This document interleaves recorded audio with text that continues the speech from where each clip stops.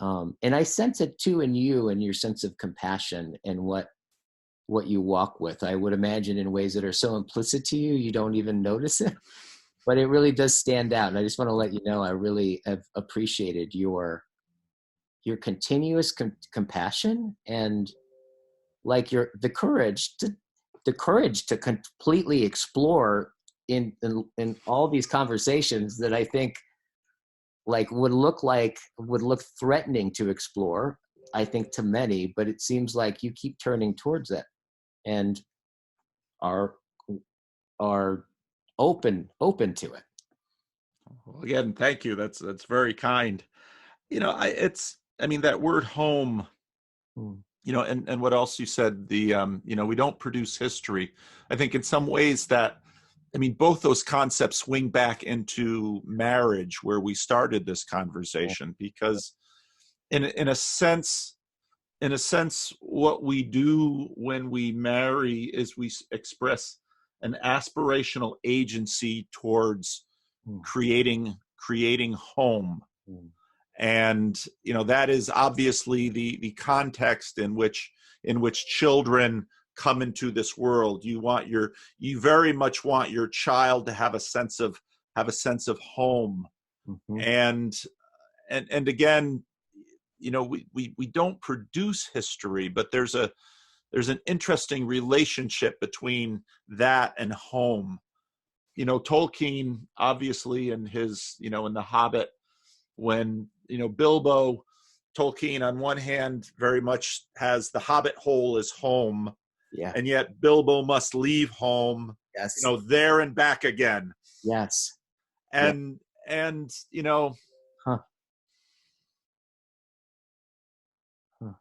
one of the things, so I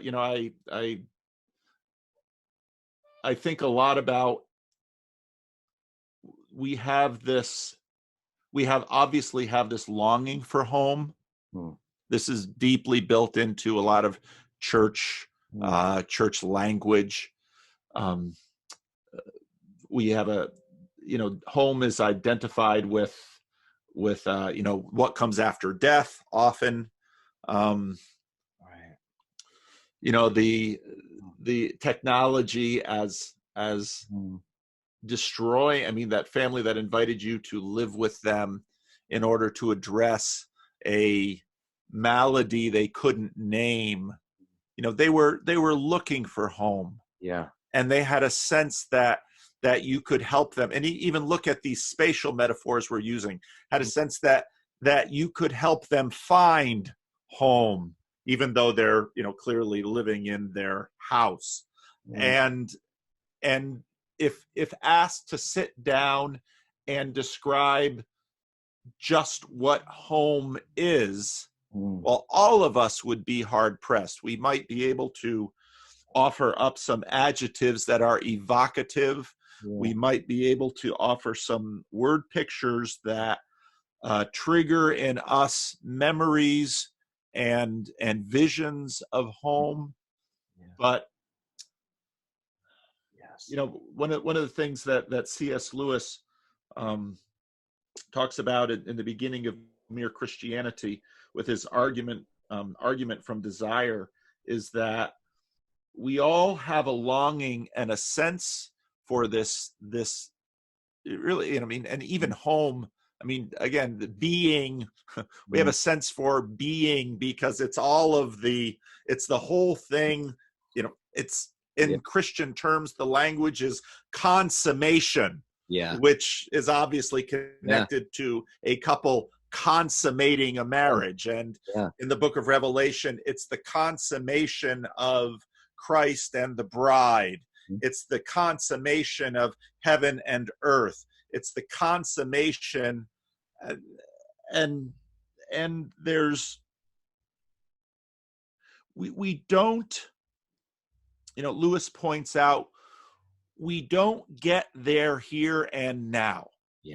We taste it, and Lewis notes that the tasting of it is spread liberally, in that it's some of the best meals I ever had were in some of the poorest, most remote remote communities you could imagine, where, you know, usually women would sit by a charcoal fire and work on a meal of some fish and some rice and a few seasonings they could get together, and that meal would be cooked over the 3 or 4 hours we had in the church service. And then you come out and, you know, and you think, wow, so these people who have so little, at least they get to share in this joy. Yeah. And yeah. And so that, and this is part of the reason that I, you know, will, you'll try, you can try to, you know, I'm not giving up my hope of heaven. I'm not giving up my hope of home, because, Yeah. you know, even the hoping for it Yeah. is a participation Yeah. in home, and often the closest I can get in this space and time where all of us feel it's, all of us miss it. Just So I'm really appreciating kind of like, as you're, I feel like I just took a walk with you, right? So as the process of understanding what you were just saying, I felt like on some level I had to actually recognize what you were saying in a certain sense. I just felt really, I appreciated the way that you just expressed that. And I noticed that what comes up for me when you say that is like, you use the word yearn for home. Right? Yearning is, to me, seems to always kind of connotate that, and like a yearning in some sense is, it usually kind of evokes something that you can't get, like an object you can't possess. You yearn for God, or you yearn for something transcendent. Therefore, on some level, the yearning itself is its announcement, right? It's like it. So, in other words, it's like this very. I felt like on one level, this it's a very intimate thing to yearn for something, and it announced. I think it probably displays a little bit of the nature of what home is, because there's something in Rilke, in the first Dueno eulogies. The first one where he's talking about, like, he said something like this. He's like, even in the warm animal's gaze, right? It knows we are not at home in our interpreted world. And I think that what I just heard in that, like that went through my mind. What I heard in that is like, actually, so much of homeness for us, right, is so wedded to that home needs to be something that we're constantly yearning for. But in the yearning means that there's something ungettable, yet the thing we're yearning for is inherently ungettable. So it's kind of like there is that quality. I know in a conversation with my friend Mark the other day, we were talking about, like, he's like, I think we've been in a meaning crisis from day one. We've always been in a meaning crisis. And I appreciated what he was saying. It's like, oh yeah, like maybe and I think what I heard in that is a little bit of what you're I think, but what you're saying too, it has me, like the way that you're having it talk to me, I'm recognizing as a lot more at my own center of this sense of that to what it is to be human is to be the being that is at question, right? To be alive is to be in trouble on some level already, right? Like on some level, it's not, we're not given home like an object, where I think I can imagine in an animal's kind of way of being, that they're not yearning for home, right? On some level, they're satiated. Their instincts are all there. There's it's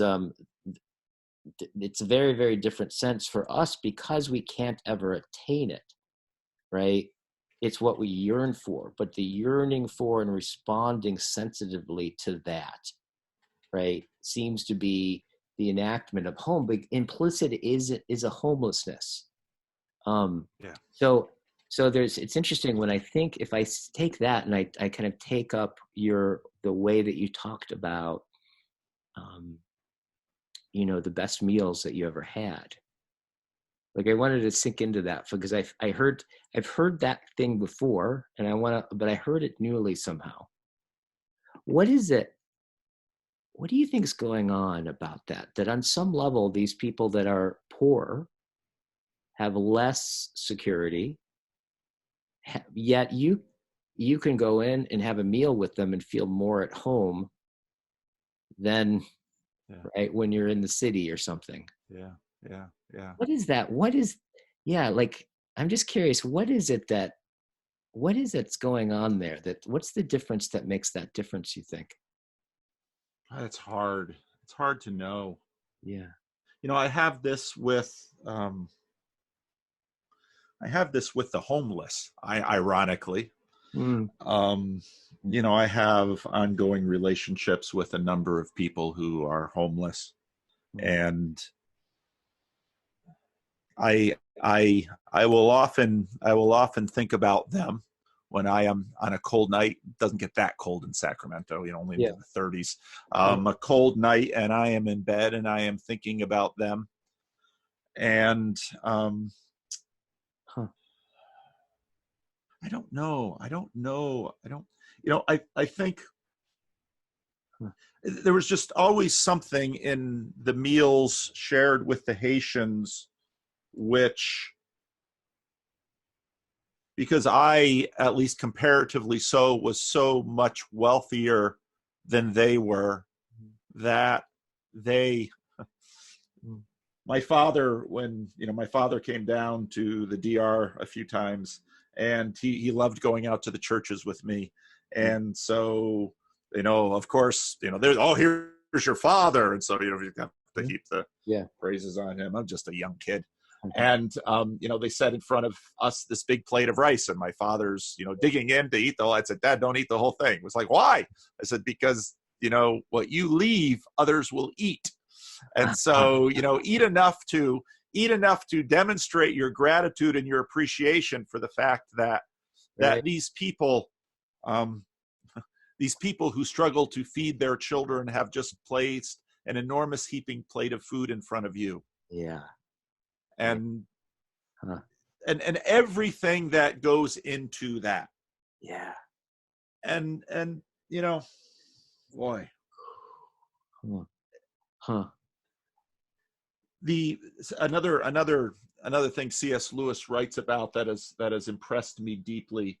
He has this essay, which you can find online, about equality, and he writes about the specific pleasure of the inferior, which is something that is very un-American, because we don't like to imagine there is an inferior, and if there is an inferior, it must be banished somehow, as if we can do that. But the specific pleasure of an inferior, which is, the dog feeling the gratification of satisfying its master. Yeah. And we know this. We know this in lovemaking. And lovemaking is a playful exchange of agency, of giving and receiving, of agency and reciprocation, and so I think a deep part of home is the particular satisfaction of the inferior, that we are recipients of costly grace, but that grace has been given to us, though it has been costly. It is also well given. It's the superior's good pleasure to do that for the inferior. And we experience this with our pets, we experience this with our children, we experience this in marriage, and it's experiencing the fullness of life as being able to participate and indwell in the various positions within relationality. And home is, I mean, again, I think it gets back to the marriage conversation. In that marriage, there is a participation in home like there can't be without the audacious promises given that none of us can really live up to, and the other person knowing it. Wow, that's interesting. Wow, it's a couple of things. I have so much going on with you right now. Like in this conversation, so many things are present. I have like tears coming up to my eyes. My heart feels super open. Like there's just so many things that just moved me in what you just said. Like, first of all, I felt really impacted, like by when you talked about, the homeless. Sometimes when it gets cold out, I think of them. I think what I feel struck by and moved by is that they reside in you on some level. Yeah. Right? They're in your breadth of concern, right? Like just that way of being is just really moved me, like what you just demonstrated there. Like just by being you and the way that you live your life, I could feel where that comes from. And I could feel, what comes up to me is actually something that you said to me in our first talk, which by the way, I loved our first, like when we talked, right? Loving this one too. But one of the things that you said to me that I learned a little bit more about my own history in our conversations. And through some of the things that you recognized, you put it in a way that like had it be so much more present to me. And one of the things that you said is, you really got my grandparents, right? Who in some ways kind of saw me and saw my parents kind of like in the instability and stuff. And you said this one thing, and I've thought about this over and over and over again. They poured their life into this young man. Like poured it into it's like, I was like, that's exactly what they did. Like they really did. And you're right. There was a sense of it wouldn't have been what it is if there was a guarantee that was going to work out. Like on some level, I think that pouring was in the presence of a recognition of unable to fulfill in any controlled way whether or not this pouring of my life. And it's the last part of their life, right? It's like in many ways they could probably be like, I've already done this, but they thought of me when it was cold, right? They held me in that way and so as you're talking about that, there's you're right, there's an inadequacy or what was it that you said in deficiency? What was the thing that you said about what was inherent is the awareness of, is it lack? Was C.S. Lewis? I think the specific pleasure of the inferior. Yeah, the pleasure of the inferior. It's funny because, that sense of pouring your life into somebody, right? With every intention, if you can control that thing, you would. But like really realizing like I could just like pour my life for the last 10 years and I inherently know that like that I don't have control over the outcome of how that happens, but I can't not do it. And the spirit that evokes, that really like really open. I just feel really opened. Like it touches my heart. Yeah. Well, and I was. Thank you, Paul. Well, thank you. I mean, it's I mean, beautiful to be seen. Yeah. I was. So one of the homeless guys turned 60, and it was his birthday, and so I facilitated the phone call between him and his parents, who are in their 90s. And just in that phone call, so this particular individual has a lot of, he's homeless for a reason. But, you know, and I just in that moment, seeing the relationships of these parents who, you know, the father especially, I think, continues to reach out and pour himself into his 60-year-old son as best he can, who this 60-year-old son will likely, in my estimation, you know, his mental illness will not be fixed. Yeah. His addictions will likely not be fixed. Yeah. He is going to walk around on the streets for another 5 or 10 years, and something's going to take him out. It could be a car, it could be a bug, it could be a crime, but that's going to happen. And you know, why should we care about something like this image? Yet we do deeply. And we have, again, a yearning, a longing. We have a sense that that shalom, that life, the way it should be, has been deeply ruptured, and we have a yearning that it be healed and restored. And we have a yearning that there could be home, and home includes, you know, the father and the mother embracing the son. Now, this 60-year-old individual is also divorced because his marriage couldn't take the, you know, everything. Father of 4, right. And who his children, I've met one of his children. Yeah. They're young adults in their 20s. And you see this, and you know, my heart longs for restoration. Yeah. My heart longs for that they can find home. And, you know, even on the little short phone call when the 90-year-old parents and the 60-year-old son are trying to find each other in the conversation. Yeah. You know, you just yearn and long. You see glimpses of participation of home. And yet you long and you yearn for its consummation. Yet we don't know what we have inklings of what that would look like, but we don't know how we could make it so.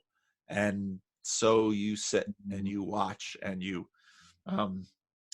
respect the holiness of the moment, and you live in hope for that consummation, for him, for his parents, for his children, and all along. And we all do that for ourselves too, because every marriage, you know, there are moments in marriage of bliss. Yeah. But there are far more moments in marriage of longing, of longing for home, of longing for communion, of wishing that we could live up to the needs and desires of the other, and the other could live up to our needs and desires as well. And it's in that tension, I think, that we are pulled into the future, and it's institutions like marriage that actually form and shape that. Institutions like parenthood that do this. And so, you know, to bring it back to wisdom, you know, wisdom is knowing how, you know, what is a marriage? Marriage is, you know, wisdom plus agency, and that then you get an institution, and wisdom, your children hopefully will learn from that. Yeah. And just this, oh my, you know, as I'm thinking, right? Like, I think we talk about unconditional love, like we know what we're talking about, right? Yeah. Like what, and I'm really hearing I'm getting a radically different picture of what you're talking about, because on some level, what I'm hearing is that, like, with the father who's been in whatever way that he can at 60s pouring and it's almost certainly not going to work out, right? Yet he pours, right? He pours. And it's not like, because it's not only not, what's interesting is when I think what I'm getting, let's see if I can bring words to it. It's like, I think if I walk with this, it's like what I'm getting is it's not only that he's doing it, knowing it's not going to work out, but even if it did work out, that yearning would still be there. Yeah. It's true. It's radically unconditional. Yeah. Like, it's funny. I'm really thinking about, you know, I've always been so intrigued by the two fingers of Michelangelo, right? I think there's a profound reason why that captured us, right? Yeah. It's like my understanding is when I studied painting, like that scene is always, before that, was always very depicted where it's kind of like the human being was the meager one that was yearning for God. And like God was kind of had a distance or an indifference or a sternness to it. But all of a sudden, like, you know, that painting is considered the culmination or the peak of humanism of the Renaissance, right? And no wonder. It's like, because here Michelangelo's like no, God has tendons and guts and it's like eternity actually yearns for finitude, right? Like that sense in the pit and they don't touch. And if they did touch, no one would even look at that painting. Right? It's that they don't touch, which is the thing that is so touching about it, right? This sense of, and I oftentimes have gotten that picture of like when I've been really, really like with people and like you really see their hearts. I just get this sense it's almost like in every human heart are those two fingers. And that experience, you know, and just like the movie in the book that was written about Michelangelo, they call it the agony and the ecstasy. And there's like, this is like, whatever this is, right, seems to be an experience of absolute, like, could be torturous, but and the very same thing can be ecstatic. And I'm just present to that as you're talking, of that on some level we're talking about something so personal, yeah, right, yet something at the same time is so transpersonal, like, yeah. So, you know, but almost like, yeah, it's really rich. I just I mostly just feel it in my heart. I'm trying to bring words to like basically, Paul, you just opened my heart. Thank you. Well, but that's beautiful. And I'd never, you know, I've seen that picture how many times, but I've never thought of I mean, you're exactly right. You're exactly right. Yeah. That it wouldn't, if there was like this, or, you know, everybody'd move on to the next thing. Right. But right. Now C.S. Lewis talked about that as Sengstock, where that's joy and longing. And it's this ache in our heart that is, you know, that we can't get enough of.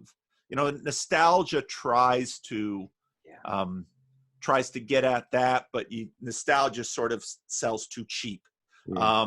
And I think and for Lewis, it was that aching joy that drew him. That's what drew him.